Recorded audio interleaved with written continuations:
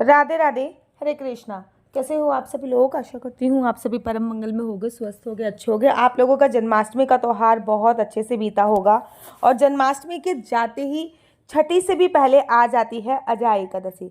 आपको पता है, आपको संसार में अगर कोई भौतिक सुख चाहिए, जैसे कि पैसा चाहिए, गाड़ी चाहिए, बंगला चाहिए, बैंक बैलेंस आपके पास अच्छा होना चाहिए, ये सभी चीज़ें ना अजय एकादशी देती है। अपनी खोई हुई वस्तुओं को अगर कोई वापस चाहिए, संतान सुख चाहिए, तो अजय एकादशी का व्रत ना आपको भौतिक सुखों की प्राप्ति कराता है। और अजय एकादशी आने वाली है। चलिए आज मैं आप लोगों को बताती हूँ कि अजय एकादशी कब है, अजय एकादशी की पूजा अर्चना वंदना कर।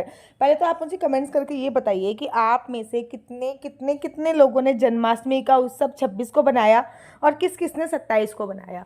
सबसे पहले कमेंट्स में आप मुझे ये जरूर बताइएगा। और साथ ही के साथ आप लोगों की जन्माष्टमी कैसी रही ये भी मेरे को कमेंट्स करके जरूर बताइएगा। मेरे घर पे जुगल जोड़ी सरकार का आगमन हुआ है। आप में से कितने सारे लोग जुगल जोड़ी सरकार को देखने के लिए एक्साइटेड है मेरी, ये भी बताइएगा। तो चलिए सबसे पहले मैं आप लोगों को बता दूं, एकादशी का जो व्रत होता है ना, वो त्रिदिवसीय व्रत की श्रेणी में आता है। मतलब एक दिन का व्रत नहीं होता, इसमें 3 दिन का नियम फॉलो करना होता है। जैसे कि भाई 10वीं तिथि से ही एकादशी तिथि के नियम चालू हो जाते हैं। एकादशी वाले दिन सारे नियम फॉलो करने होते हैं। उसके बाद द्वादशी वाले दिन भी बहुत सारे नियम जो होते हैं वो आपको फॉलो करने होते हैं। 10वीं तिथि पे किसी भी प्रकार की मांस, मदिरा, लहसुन, प्याज का सेवन नहीं करना चाहिए। और वैसे भी श्री कृष्ण जन्माष्टमी से लेकर मैं तो ये कह रही हूँ राधा अष्टमी तक 15 दिन का गैप होता है। 15 दिन तक आप किसी भी प्रकार की कोई भी चीज़ों का उपयोग ना ही करें तो सर्वोत्तम माना जाएगा। एकादशी आने वाली है। जैसे कि आप लोगों को पता है कि श्री कृष्ण जी की जन्माष्टमी अष्टमी तिथि को बनाई जाती है और अष्टमी तिथि के कुछ दिन बाद ही एकादशी तिथि होती है। तो सबसे पहले मैं आपको बताती हूँ कि अजय एकादशी का व्रत कब रखा जाएगा। चाहे वो श्रीधाम वृंदावन की बात करूं, चाहे खाटू श्याम की बात करूं सीकर में, चाहे वो इस्कॉन टेम्पल की बात करूं, चाहे मैं कहीं भी किसी भी जगह की बात करूं, हर जगह अजय एकादशी का व्रत 29 अर्थात 29 अगस्त को ही रखा जा रहा है। एक प्लस पॉइंट ये है, 29 अगस्त को एक तो अजय एकादशी का व्रत रखा जा रहा है, 29 अगस्त को गुरुवार भी है। तो अजय एकादशी का जो व्रत है उसका जो फल होगा वो अनंत गुना बढ़ जाएगा। ये बात तो एकादशी के व्रत का फल ही अपने आप में बहुत बड़ा होता है। उसके बाद भी अगर एकादशी वाले दिन अगर गुरुवार पड़ जाए, जिसको बृहस्पतिवार भी बोलते हैं, तो ये समझ लीजिए व्रत का 1000 गुना ज़्यादा फल मिलने वाला है। और वैसे भी जन्माष्टमी के तुरंत बाद जो एकादशी आती है, भगवान श्री कृष्ण जी की छठी से पहले और जन्माष्टमी के तुरंत बाद जो एकादशी आती है, उसका अपना एक विशेष महत्व होता है। क्योंकि ये जो सीजन टाइम चल रहा होता है ये त्योहारों का टाइम है और इसमें बड़ी पॉजिटिव वाइब्रेशंस ब्रह्मांड में होती हैं। तो इस एकादशी का जो महत्व होता है ना, वो बहुत ज़्यादा होता है। एकादशी तिथि का प्रारंभ 29 तारीख को ही रात्रि को 1:30 बजे के आसपास हो रहा है। मोटा मोटा मैं आपको 1:30 बजे के आसपास बता रही हूँ, वैसे तो 1:19 के आसपास हो रहा है, लेकिन आपको याद रहेगा कि 1:30 बजे के आसपास हो रहा है। और 30 तारीख को रात को 1:30 बजे खत्म हो रहा है। 24 घंटे की हमें प्रॉपर एकादशी मिल रही है। जब आपको पता है कि रात को 1:30 बजे 29 तारीख को रात को 1:30 बजे 12 बजे के बाद 29 तारीख लग जाती है, रात को 1:30 बजे प्रारंभ हो रहा है। तो उदया तिथि के अनुसार 29 तारीख को ही एकादशी का जो है व्रत रखा जाएगा और उसका उद्यापन 30 तारीख को ही होगा।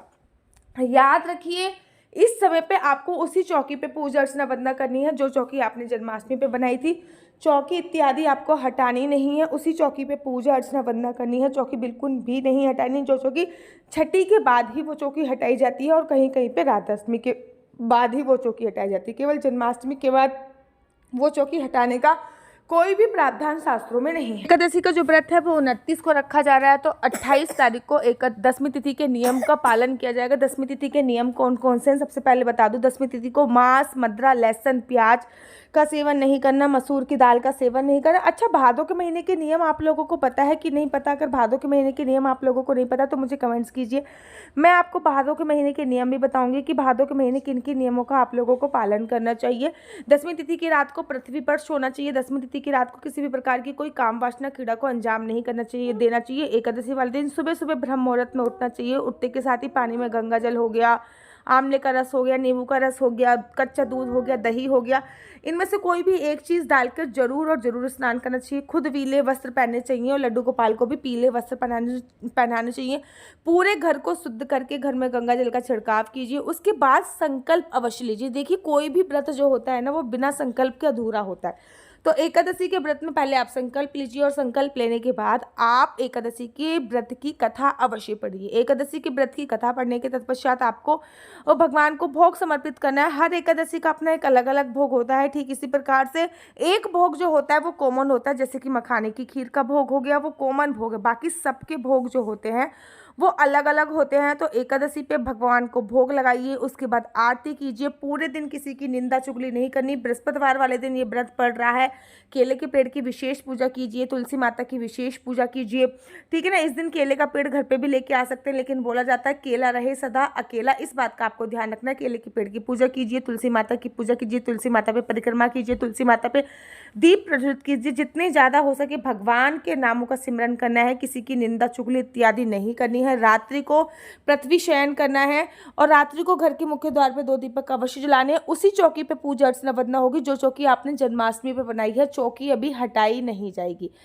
उसके बाद 30 तारीख को द्वादशी तिथि के नियम फॉलो होते हैं। द्वादशी तिथि पे व्रत हरिवासन समय निकलने के बाद ही खोला जाता है।